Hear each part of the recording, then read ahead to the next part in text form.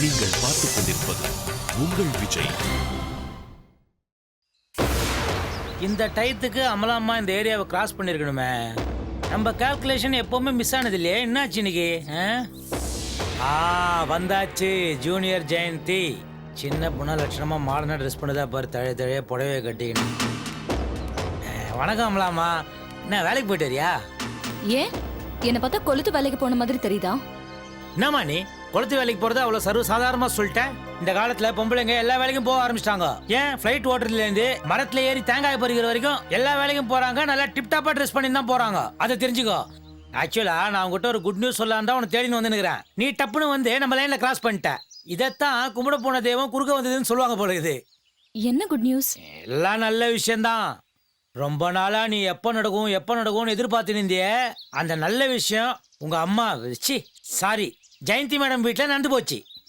என்ன சொல்றீங்க நீங்க? நான் என்னமா சொல்றது, உன் சாபம் வயிற்றுச்சல் எல்லாம் பலிச்சிடுச்சு. ஜெயந்தி மேடத்துடைய வீடு இப்ப தலைகீழாகுது. என்ன புரியல? அந்த அனாதை ஷாலினி இருக்கால, அங்க போய் அவ வேலையை காட்ட ஆரம்பிச்சிட்டா. பாவமா அந்த பெங்களூர் பொண்ணு, அது வாழ்க்கையே பழ பூச்சி. அந்த அப்பாவி பொண்ணு பிரியங்காவை ஷாலினி விட்டே துரத்திடுச்சுமா. பாவம். இப்போ அந்த பொண்ணு எங்க இருக்குது ஏது இருக்குதுன்னு ஒரு விவரமும் தெரியல. நான் அப்பவே பிரியங்கா கிட்ட படிச்சு சொன்னேன், அந்த ஷாலினியை முதல்ல வீட்டை விட்டு துரத்து, இல்லைன்னா என்னைக்காவது ஒரு நாள் அவ உன்னை வீட்டை விட்டு துரத்திடுவான்னு. இப்போ நான் சொன்னபடியே நடந்துடுச்சு பாத்தீங்களா? நல்லவங்க பேச்சு பலிக்குமா? நீ உஷாரா இருந்து உன் வாழ்க்கையை காப்பாத்தின. ஆனா பிரியங்கா அப்பாவும் கோட்டை விட்டுடுச்சு. இதுல இன்னொரு ஹைலைட்டான விஷயம் என்ன தெரியுமா? என்ன? அந்த பிரியங்காவை கை நீட்டி அடிச்சு விட்டு துரத்தினது யார் தெரியுமா? உன் புருஷர் மகேஷ் தான். என்ன அங்கிள் சொல்றீங்க? இவர் எதுக்காக பிரியங்காவை கை நீட்டி அடிக்கணும்? ஷாலினிக்கும் பிரியங்காவுக்கும் ஏதோ சண்டை நடந்துருக்குது. அந்த சமயம் பார்த்து மகேஷ் தம்பி அந்த வீட்டுக்கு போய்கிறாரு. பிரியங்கா என்னவோ சாதுவாதான் ஷாலினி கிட்ட பேசிருந்துக்கிறா. ஆனா மகேஷுக்கு ஷாலினி யாராவது ஏதாவது சொன்னா பார்த்துட்டு பொறுத்துட்டு இருக்க முடியுமா? இவர் பாட்டுக்கு உள்ள பூந்து பலார்னு அந்த பிரியங்காவை போட்டு அடிச்சிட்டாரு. பாவம் அந்த பொண்ணு ரோட்ல போற வரவங்களா நம்ம மேல கை வைக்கிற மாதிரி ஆயிடுச்சேன்னு ரொம்ப வருத்தப்பட்டு போச்சு. அந்த பொண்ணு விட்டு பூச்சுனா பாத்துக்கோயேன். மொத்தத்துல அந்த குடும்பத்துல புயல் அடிக்க ஆரம்பிச்சிடுச்சு. எல்லாம் அந்த ஷாலினியால் தான். வேணும் அந்த ப்ரொஃபசருக்கு இதுவும் வேணும், இன்னமும் வேணும். என்ன வீட்டை விட்டு துரத்துனாங்கல்ல, அந்த வீட்ல யாருமே நிம்மதியாவே இருக்க கூடாது. குட் நியூஸ்க்கு ரொம்ப தேங்க்ஸ் அங்கிள். ஆமா, நீ இதெல்லாம் என் கடமை. நான் வரேன். அவாடா, ஏதோ நம்மால முடிஞ்சது. மகேஷுக்கு ஒரு நல்லது பண்ணியாச்சு. இன்னைக்கு அவன் நிம்மதியா தூங்க மாட்டான். ஆனா நான் நிம்மதியா இருப்பானே, அது போதாது. எங்கே நிம்மதி எங்கே நிம்மதி, அங்கே மகேஷுக்கு இடம் வேண்டும்.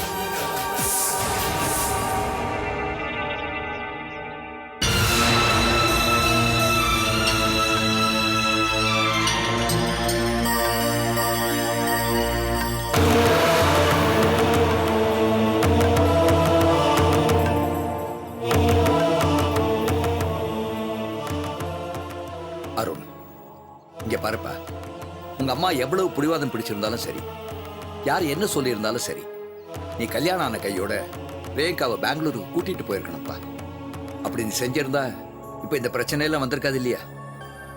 என்ன தாத்தா, நான் உங்ககிட்ட கேள்வி கேட்பேன், சண்டை போடுவேன்னு சொல்லி எல்லா பழியும் தூக்கி என் மேல போடுறீங்களா? அம்மா கெஞ்சி கேட்டாங்கன்றதுக்காக தானே பிரியங்காவை நான் இங்க விட்டுட்டு போனேன்.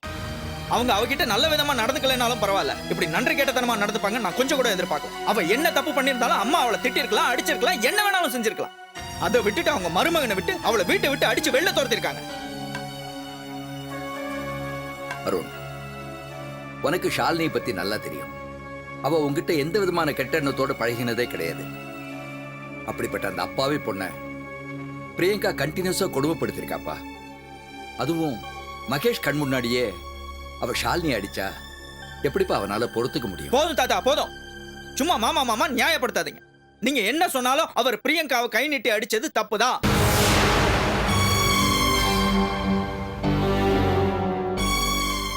கூட பிறந்தவளா இருந்தாலும் வயசுக்கு வந்த பொண்ணை தொட்டு பேசக்கூடாதுங்கிறது தான் நம்ம கலாச்சாரம்.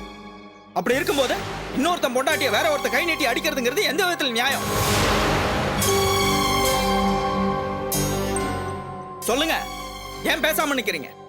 நீங்க தானே இந்த வீட்டுக்கு பெரியவரு. மாமா செஞ்சது சரியா தப்பா சொல்லுங்க. அருண், பொம்பளை பிள்ளையில கை நீட்டி அடிக்கிறது தப்புதான்ப்பா, நான் ஒத்துக்கிறேன். ஆனா நமக்கு மகேஷை பத்தி நல்லா தெரியும் இல்லையா? அவன் இந்த மாதிரிலாம் செய்யக்கூடிய ஆள் இல்லப்பா. ஏதோ சூழ்நிலையில சரி, அதை விடு. இப்ப நம்ம என்ன செய்யலாம் அதை சொல்லு.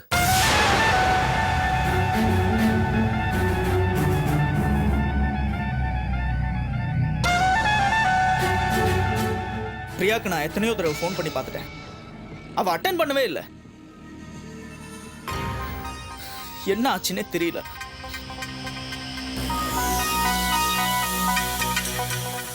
வேதனை அவமானமும் தாங்க முடியாம அவ ஏதாவது தப்பான முடிவு போயிட்டா அதுக்கப்புறம் நான் என்ன பண்றது? பயப்படாத அருண், பிரியங்கா அந்த மாதிரி தப்பான முடிவெல்லாம் நிச்சயமா எடுக்க மாட்டான். தாத்தா, தற்கொலைங்கிறது அந்த ஒரு நிமிஷத்தில் எடுக்கக்கூடிய தப்பான முடிவு தான். அப்படி எடுத்திருந்தா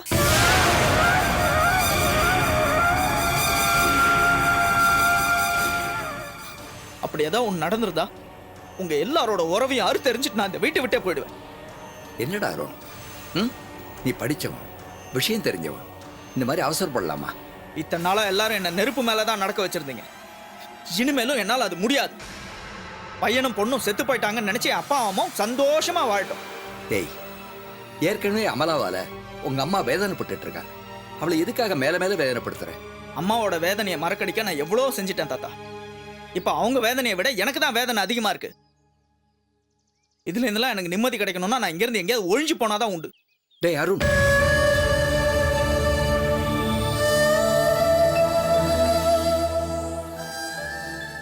என்ன சார், கோபத்தில் உங்ககிட்ட ஏதாவது தப்பாப்பா பேசிட்டானா? அதெல்லாம் ஒன்றும் இல்லை மாப்பிள்ள. பிரியங்கா மறுபடியும் இந்த வீட்டுக்கு வரலன்னா அவன் வீட்டை விட்டு போயிடுவேன்னு பயமுறுத்துறான்.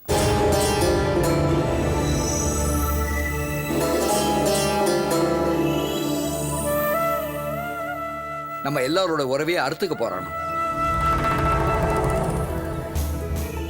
சார், பிரியங்கா உடனே இந்த வீட்டுக்கு கூட்டிகிட்டு வரணும், இல்லைன்னா இந்த வீட்டில் நிம்மதியாக இருக்காது. இனிமே இந்த வீட்டுக்கே வரமாட்டேன்னு கோச்சிட்டு போன அருணை திரும்ப இந்த வீட்டுக்கு கூட்டிட்டு வந்த பிரியங்கா சார். மறுபடியும் எல்லாருக்கும் சந்தோஷமா இருந்தது. யாரு கண்ணு பட்டுச்சோ திரும்ப அந்த மாதிரி ஆரம்பிச்சிடுச்சு.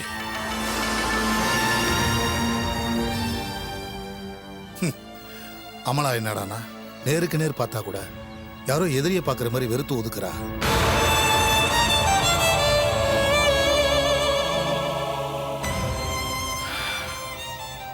ஜெயந்தி என்னடானா மனசுக்குள்ள ஏதோ ஒரு வேதனையை மறைச்சு வச்சுக்கிட்டு எப்ப பார்த்தாலும் பிரம்ம பிடிச்ச மாதிரி இருக்கிறா.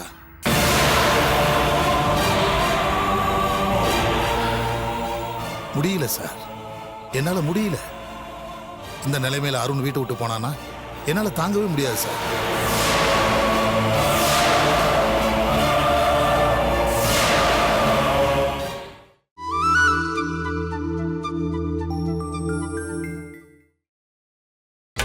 நீங்கள் பார்த்துக் கொண்டிருப்பது உங்கள் விஜய்.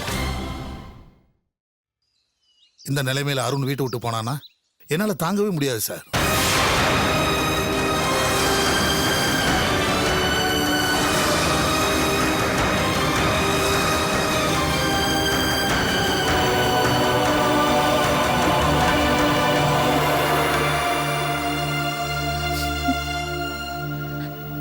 தாத்தா, எப்படியாவது பிரியங்காவை திரும்ப கூட்டிட்டு வரணும். பிரியங்கா இங்க வரத்துக்கு நான் தடையா இருந்தா நான் இங்க இருந்து போயிடுறேன். போயிடுறியா? எங்க போற? கேக்குறல, எங்க போற?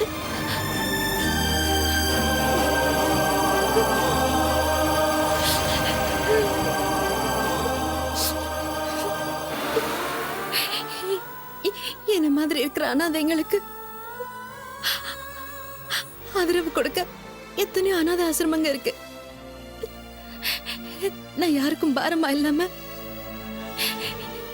ஏதாவது அனாதை ஆசிரமத்துக்கு போயிடுவேன். அனாதை அனாதை அனாதை, எப்ப பாரு அனாதைன்னு சொல்லிட்டு இங்க பாருமா, நீ இந்த வீட்டை விட்டு கட்டாயம் வெளியே போகத்தான் போற. ஆனா அநாத ஆசிரமத்துக்கு இல்ல, ஒரு நல்ல பையனா பார்த்து கல்யாணம் பண்ணிக்கிட்டு சந்தோஷமா இந்த வீட்டை விட்டு வெளியே போக போறேன். அது வரைக்கும் தயவு செஞ்சு இந்த மாதிரிலாம் பேசி என்னை வேதனைப்படுத்தாத.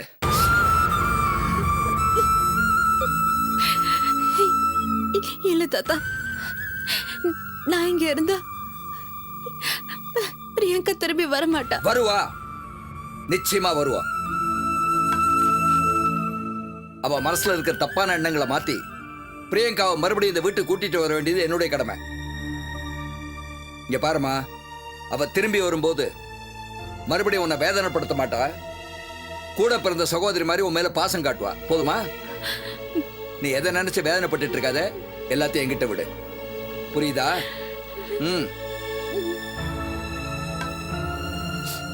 மாப்பிள்ள, ஜெயந்தி எங்க? மேல இருக்கா சார்.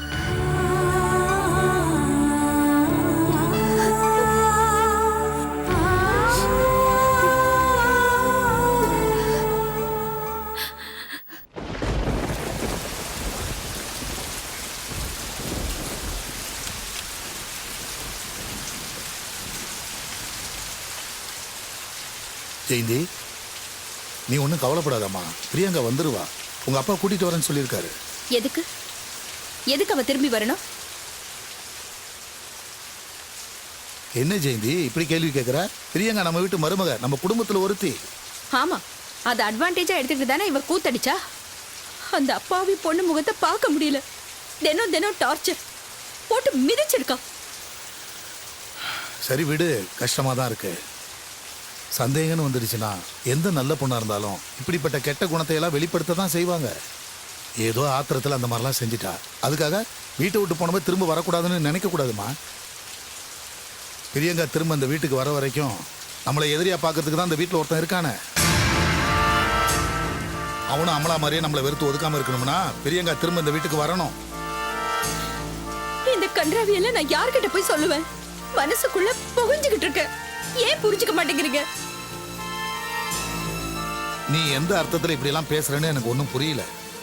ஆனா என்ன ஆனாலும் சரி, பிரியங்கா மனசை மாத்திட்டு திரும்ப இந்த வீட்டுக்கு வரணும்னு கடவுளை வேண்டிக்கோ. அவ வந்தா கூட இந்த குடும்பத்துல நிம்மதி இருக்குமா? இருக்காது. இருக்கிறதும் கெட்டுடும்.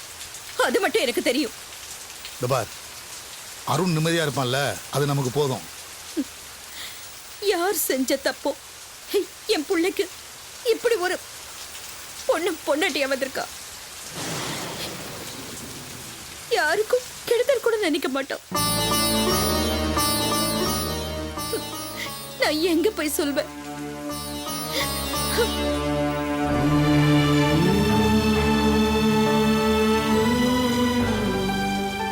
என்ன ஜெயந்தி, எந்த அர்த்தத்தில் இப்படி எல்லாம் பேசிட்டு இருக்க? ஷாலினிகிட்ட கொஞ்சம் கடுமையா நடந்துக்கிட்டா.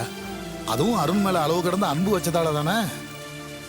அதை விட்டா வேற எந்த பிரச்சனையும் பிரியங்கிட்ட கிடையாதம்மா. அவன் நம்ம கிட்ட நல்ல விதமா தானமா நடந்துக்கிறா. இந்த பார், வாழ்க்கையில சின்ன சின்ன பிரச்சனைகள்லாம் வரும். அதை நம்ம அனுபவிச்சுதான் ஆகணும். இந்த மாதிரி தப்பான முடிவெல்லாம் எடுக்கக்கூடாதுமா. சூழ்நிலைக்கு ஏற்ற மாதிரி இந்த பிரச்சனைகளை எல்லாம் நாம தான் கிளியர் பண்ணணும். என்னவோ தெரியலங்க, இந்த பிரச்சனை தீரும்னு எனக்கு தோணல. அதுக்குள்ள என் வாழ்க்கை முடிஞ்சிடும். ஜெயந்தி, என்னம்மா இப்படி எல்லாம் பேசுற?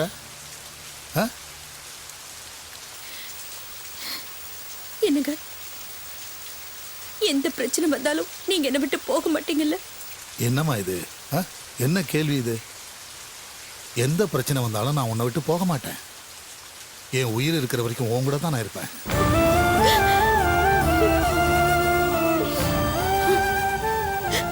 தைரியமா இரு.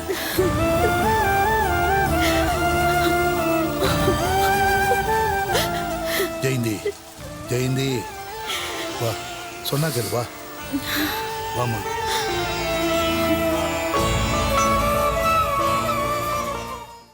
சொன்னதெல்லாம் ஞாபகம் இருக்கா சிவா? கார்த்திக், என்னம்மா? அந்த கிழமை கர்னல் தான் ஃபோன் பண்றாரு. இருடா, அட்டன் பண்ண. வயசானவர் டென்ஷன் ஆகி பிபி ஏறி ஒரேடியா மேல போயிட போறாரு. பேசு.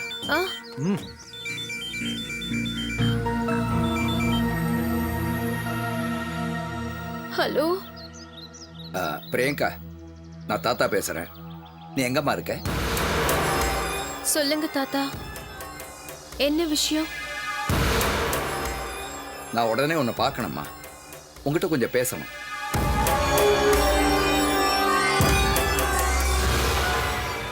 என்னை எப்படியாவது சமாதானப்படுத்தி வீட்டுக்கு கூட்டிட்டு போறதுக்கு தானே? நான் வரமாட்டேன். நீங்க என்ன சமாதானப்படுத்தினாலும் சரி, என்னை அடிச்சு துரத்துன வீட்டுக்கு நான் திரும்ப வரமாட்டேன். ஐ won't கம். பிரியங்கா, உன்னை கட்டாயப்படுத்தி வீட்டுக்கு கூட்டிட்டு போறதுக்காக உன்னை இங்கே வர சொல்லம்மா. உங்ககிட்ட ஒரு முக்கியமான விஷயம் பேசணும். அதாவது சில உண்மைகள்லாம் உங்ககிட்ட சொல்லணும்மா. அதை கேட்ட பிறகு நீயே முடிவு பண்ணிக்கம்மா.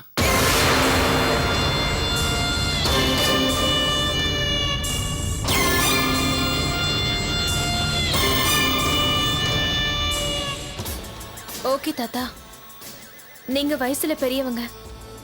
நீங்க சொல்ற ஒரே ரீசனுக்காக நான் வரேன். சரிம்மா. ஆமா, நீ இப்ப எங்க இருக்க? சென்னையில தானே இருக்க? ஆமா தாத்தா, நான் சென்னையில எங்க என் ஃப்ரெண்டு பூஜா வீட்ல இருக்கேன். தாத்தா, நான் எங்க வரணும்?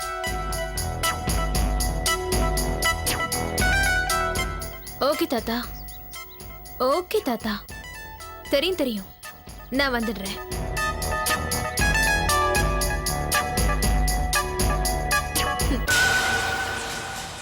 கார்த்திக், என்கிட்ட ஏதோ ஒரு உண்மையை சொல்லணுமா?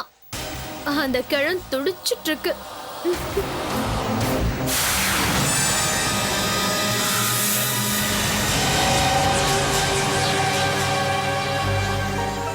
ஹே, அவர் சொல்ல போற உண்மையில நமக்கு தேவையானது ஏதாவது கிடைக்குமா?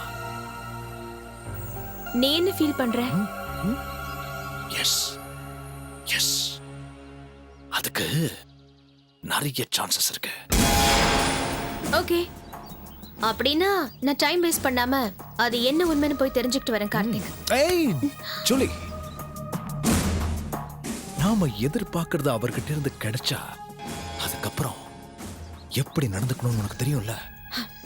தெரியும் கார்த்திக். அதுக்கப்புறம் தானே நம்ம வேலையே. ஓகே, நான் வரேன். All the best. பாய்.